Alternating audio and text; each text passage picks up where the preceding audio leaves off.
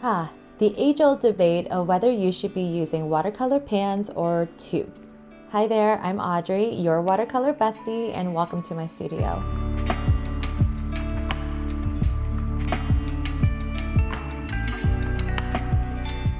If you like this video and want to start your watercolor journey, I have a free course, Watercolor Basics for the Absolute Beginner, available in the Watercolor Garden, and you can sign up using the link below. So let me share my general pros and cons of both watercolor tubes and pans. Now keep in mind that these are pros and cons that I've experienced over the years. So if you have any thoughts, I'd love to hear them in the comments. The first pro of watercolor pans is that they are beginner friendly.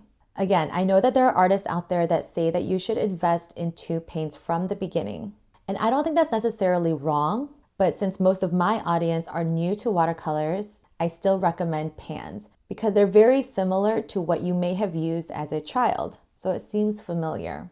Next, it comes with helpful starting colors. Most brands' watercolor pan sets have a set of colors that are wide-ranging. It will usually include 2 yellows, 2 reds, 2 blues, a green or 2, an earth color or 2, and a Payne's gray and black. This is great because you have 2 versions of every primary color and other convenience colors. This Winsor & Newton Cotman set was my first and it was well loved. I haven't touched it in years though, I'll be honest, but it's a reminder to me of how far I've come. Thirdly, watercolor pans are portable. Pans come in all shapes and sizes. The smallest one, like my Cotman, is travel size, so it's great to take on trips. You can fit a travel brush inside. So if you like to paint outdoors, this is the way to go. My Lucas 1862 24 set is also pretty small. Most palettes will have some kind of ring in the back or a hole so that you can stick your thumb through it. So you can hold the palette in one hand and then paint with the other. Now my Lucas set of 48 is a little bit more cumbersome. I can still hold it with my thumb. There is a thumb ring in the back. But to me, I have smaller hands, so it's just a little bit difficult to hold, and it can get just a little heavy. So I wouldn't personally take this one out just to paint quickly outside. I have 48 colors at my disposal, all contained in this palette. The makeup of paints is that there is a pigment or multiple pigments, some kind of water-soluble binder, and then other additives and filler elements. Now, sometimes pan paints have generally less pigments because they tend to be more affordable, and that's another pro of watercolor pan paints. Whereas in the case of my Lucas paints, these are actually artist grade quality, so the pan paints are just as vibrant as the tube paints. But usually student grade paints come in pans, and so that's why normally you'll find that they are cheaper because there are less pigment particles. Now for some cons of watercolor pans. First, it's not ideal for large scale paintings. My travel set got me through my first year of painting, but I quickly realized how limited I was in terms of how much paint I could pick up because I couldn't use a large brush in these little pans. And because I couldn't use a larger brush, that meant it was more difficult to paint on larger paper. I'm not saying that it's impossible, but it's a lot easier because you don't want to run out of any mixed paint. Which brings me to my second con, and that is that mixing areas are limited. Yes, larger pans have larger mixing areas, but then you have more colors, and so you're still limited to how much you can mix. In the past, I used to designate certain mixing wells as certain color families, but that quickly went out the window, and I just did whatever I could. The mixing area size can also limit how large of a brush can fit in it. And so because of this limitation, I sometimes use an extra palette like this porcelain one. Next, watercolor pans can be hard on brushes. Since you have to activate your dry paints with water, you have to rub your brush in the pan in order to pick up paints. And as long as you're gentle, it's okay, but still over time, it can be damaging to your brush. So always be as gentle as you can. And lastly, watercolor pans are more difficult to keep clean. Okay, who else forgets to clean their palette? Just me? I know I'm definitely one of them. I just forget to clean it, honestly. Not only does the palette get kind of dirty, but because the pans are so close to one another, it's really easy to accidentally take a dirty brush and then pick up the wrong color. So you can clean it, but honestly, it's just a little annoying, and I just kind of put up with it. So let's discuss the pros of watercolor tubes. First, you get pristine, clean, fresh colors. Tubes are great because every time you squeeze out paint, you'll get fresh paint. It's uncontaminated, it's clean, and you know exactly the color that you're going to get. Next, you can use tube paints like pan paints by buying half or full pans.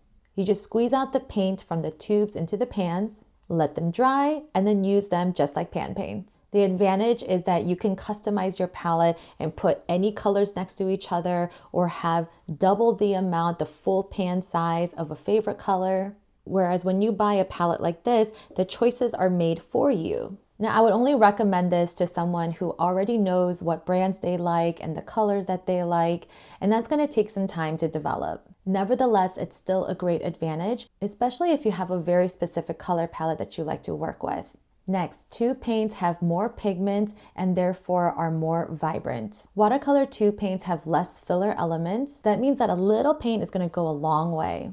It's also going to stretch further in terms of the value ranges because there are so many more pigment particles. Therefore, you will get very vibrant paintings. And lastly, it's great for large-scale paintings.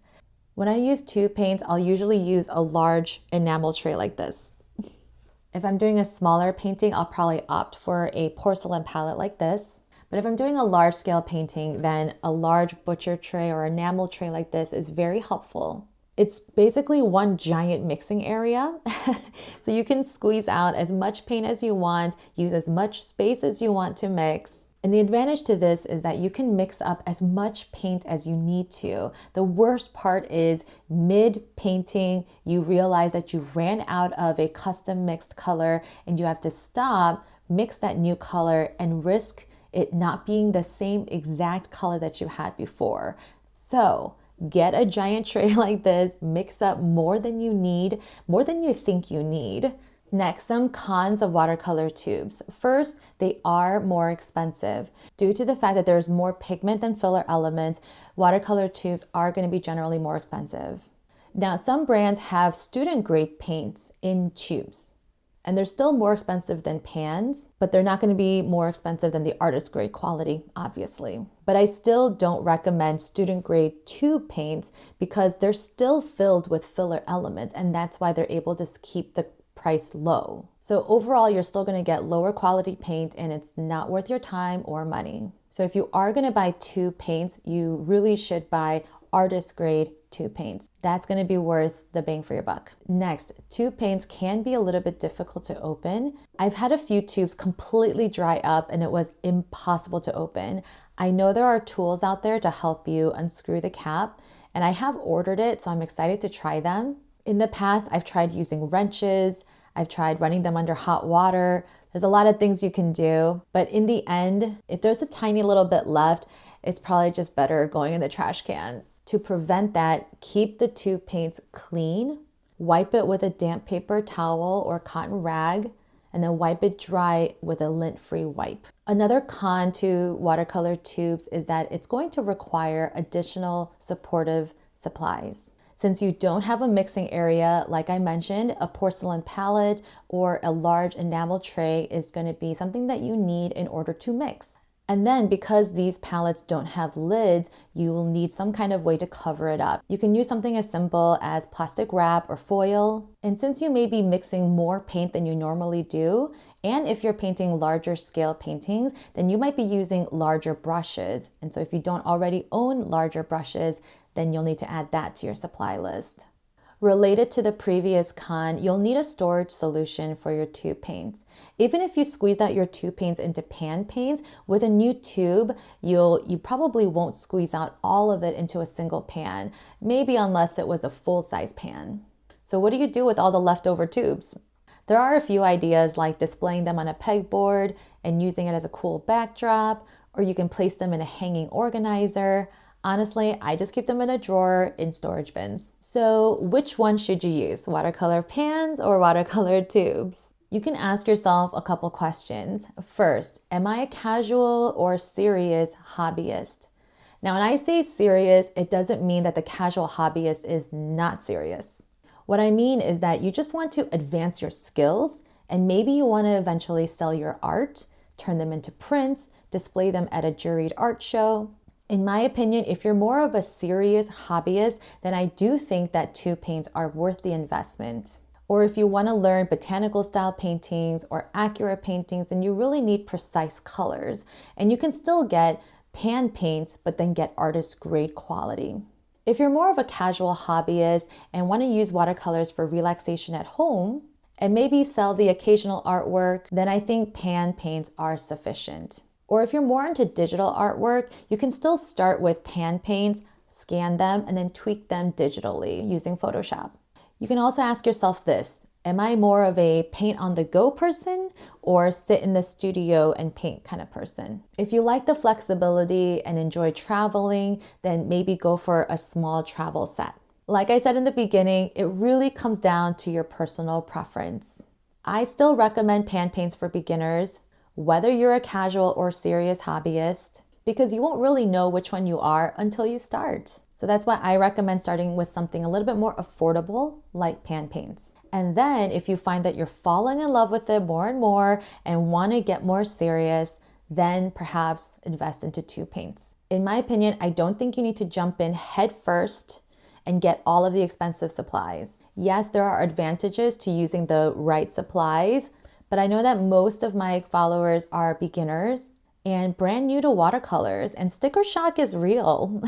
So I'm all for affordable options that give you great results. So I want to hear from you. Do you have a preference between pan and 2 paints, and why? How do you use them?